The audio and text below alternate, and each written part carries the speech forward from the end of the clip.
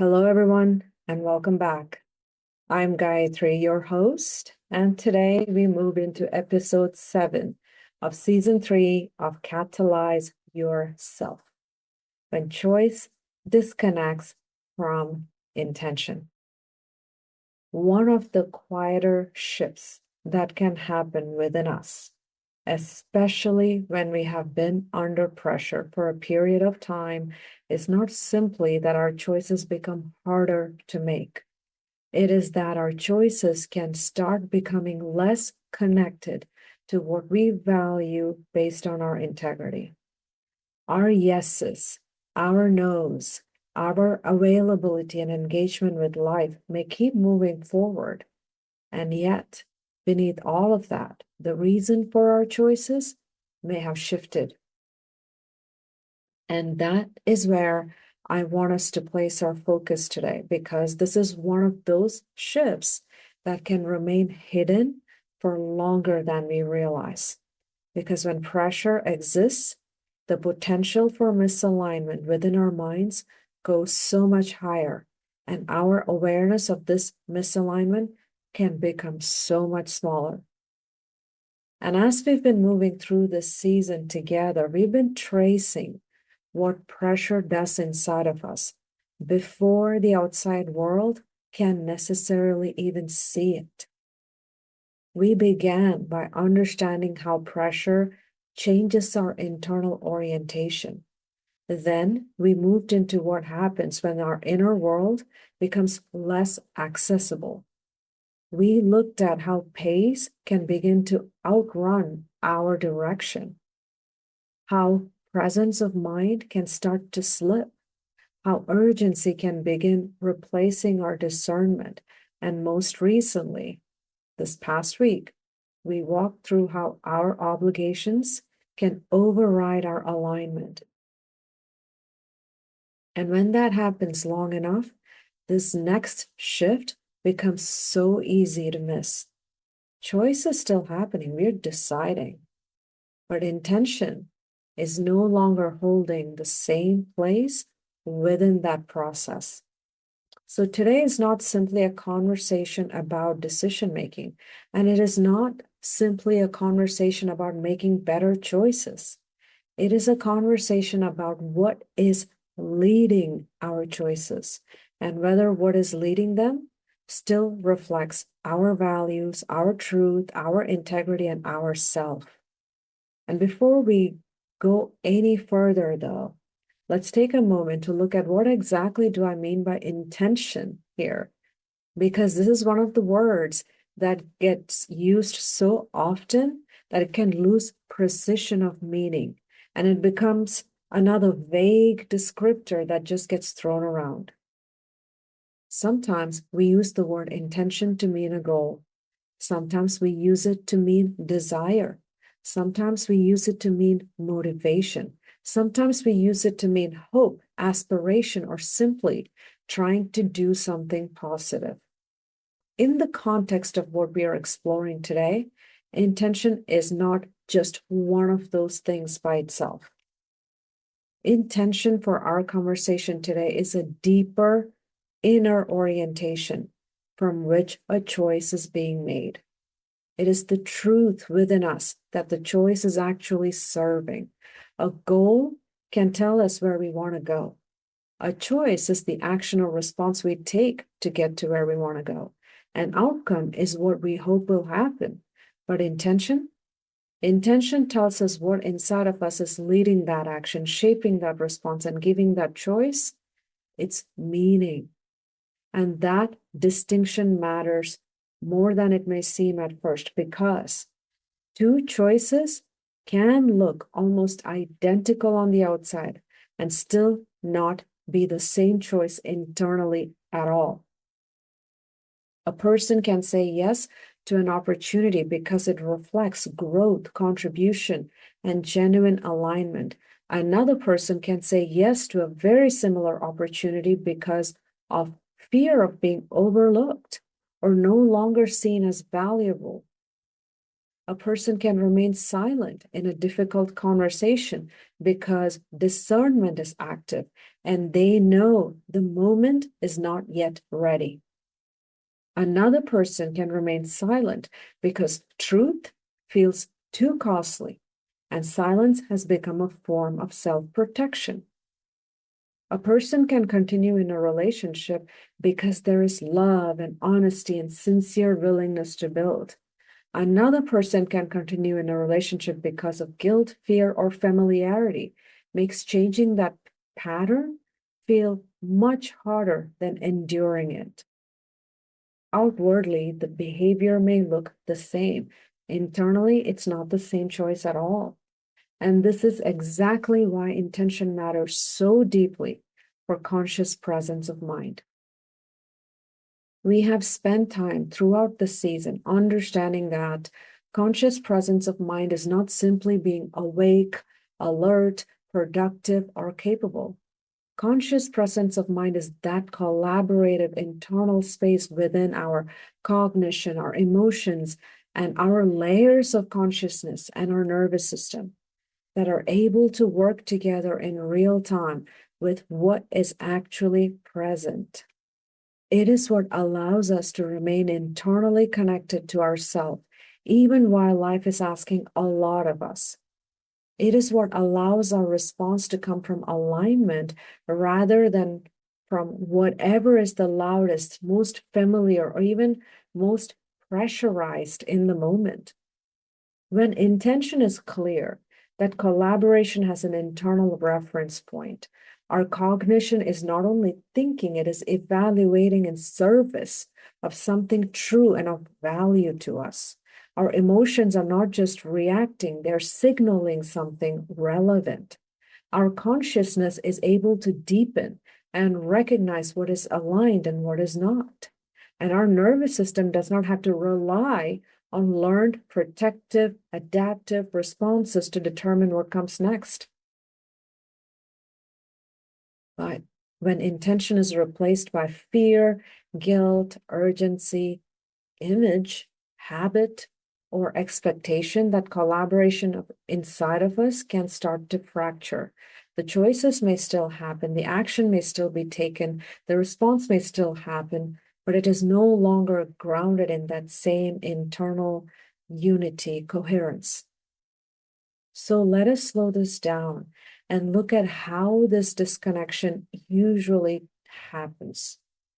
Choice disconnecting from intention is not dramatic, and it's rarely dramatic. Like every other compensatory pattern we can adopt as default under pressure. Most often, the outward action remains the same, while our inner reason has shifted, has changed quietly. A yes that once came from generosity now can come from fear of disappointing someone. A commitment that once came from integrity can now come from guilt. A silence that once came from thoughtfulness now comes from emotional exhaustion. A willingness to stay engaged that once reflected care now reflects the fear of what might happen if we finally stop. This disconnect can also happen because of repetition. Under sustained pressure, we can begin moving so quickly through our decisions that intention is no longer something we consciously take into consideration. We respond because it's what we've always done. We continue because it is what is expected. We agree because the pattern has already been established. We move through the moment with enough efficiency to keep life functioning, but not enough reflection to ask what is actually leading us now. And after a while, we do not always recognize that intention has stopped being part of the process in the way it once was. And there's another layer to this.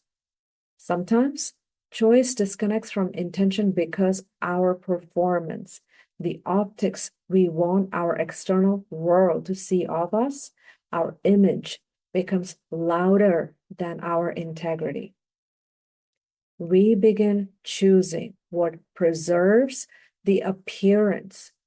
And it could be the appearance of being kind, the appearance of being dependable, understanding, loyal, easygoing, capable, mature, strong, whatever it is that has turned into a pattern of, it's essentially external validation. Not because those qualities do not matter, but because the preservation of how we are seen begins carrying more power than the truth of what is actually happening within us. And that can be so difficult to recognize because on the outside, it still can look admirable. And there's a dopamine hit that we can start getting dependent on. But internally, self-abandonment can quietly start building. Some of us may experience this most clearly in our work, where we are already stretched, already carrying a lot, already moving through a space that has been asking more and more of us than we have been able to integrate. Then another opportunity, responsibility, or request comes our way. We say yes. And from the outside, it looks like ambition. It looks like dependability, growth, or leadership. But internally, if we slow down honestly enough, we may recognize that yes is no longer coming from contribution or alignment. It is coming from fear that saying no may change how we are valued, perceived, or trusted. Some of us may notice this in close relationships. We keep conversations smooth. We let something go again. We move past a repeated pattern. We tell ourselves that we were choosing peace, compassion, or understanding. And sometimes that may be true. And at other times, if we look more honestly, we may see what is actually leading the choice is not peace. It is fear of what honesty might disrupt. It is the fear of what the truth may cost. It is the fear that naming something clearly could change the relationship in a way we are not yet ready to face. Some of us may experience this in family systems, especially where duty and love became intertwined so early that it is so difficult to separate. We continue access, we continue accommodating, we continue managing ourselves around patterns that have already shown us their impact. Yes, it can look like loyalty, maturity, and care. Internally, the choice may no longer be coming from love. It may be coming from guilt, from conditioning, or from discomfort of being misunderstood by the structure that we came from. And some of us even experience this in the way we care for our own selves. We tell ourselves we are resting, but even in rest, we remain organized around usefulness. We step away from work, but we stay mentally available to it. We create space, but internally we are still measuring our value by how much we can produce, respond, or hold together. So externally, it may look like we chose rest, but internally, the intention underneath all of that choice is still performance. So how can we begin reconnecting our choice back to intention? The beginning of that return is not perfection, and it is not dramatic action. The beginning is simply honesty. It is being willing to slow a moment down enough to ask, not only what am I choosing, but also what is leading this choice right now? Or what is this choice actually serving within me? But those are not the same question. A choice can be serving truth. It can also be serving relief. It can be serving integrity. It can also be serving our image. It can be serving alignment. It can also be serving fear. And unless we ask the deeper question, we may be assuming that the visible choice tells the whole story when it does not. It can also help to distinguish very clearly between intention and outcome. Sometimes the outcome we want is peace, approval, resolution, stability, progression, connection. But intention is not the same as outcome we desire. Intention is more about the inner place from which we are willing to move towards that outcome. Do I want peace by abandoning truth, or do I want peace while remaining connected to truth? Do I want connection by tolerating misalignment, or do I want connection that does not require me to abandon myself?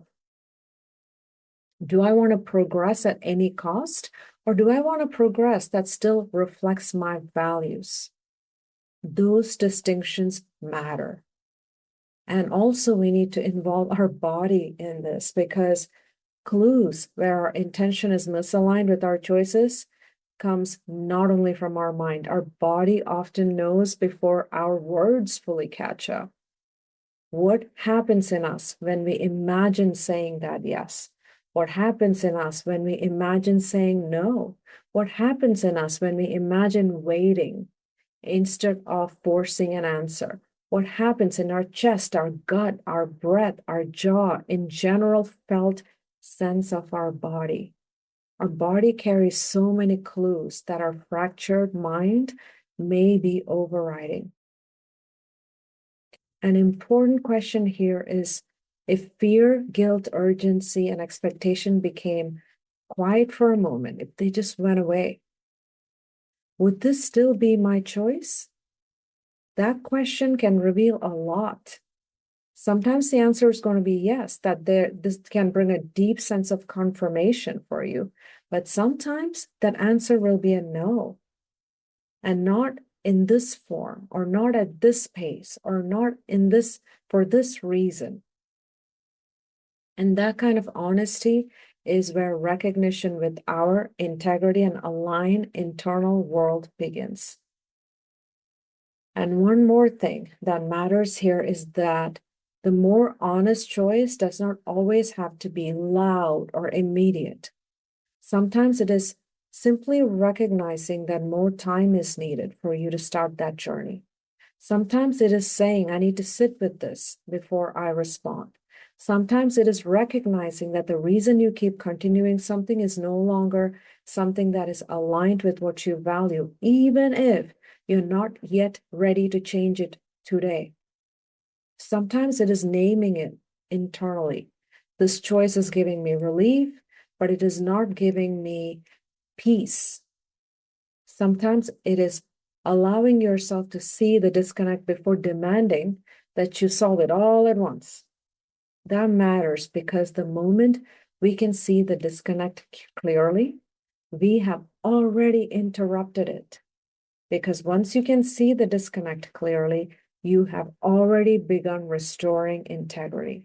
And that restoration is not small, and it's not overnight, because intention is what keeps choice from becoming performance. It's what keeps action from becoming self-erasure. And it is what keeps our life from being built only by pressure, repetition, and expectation.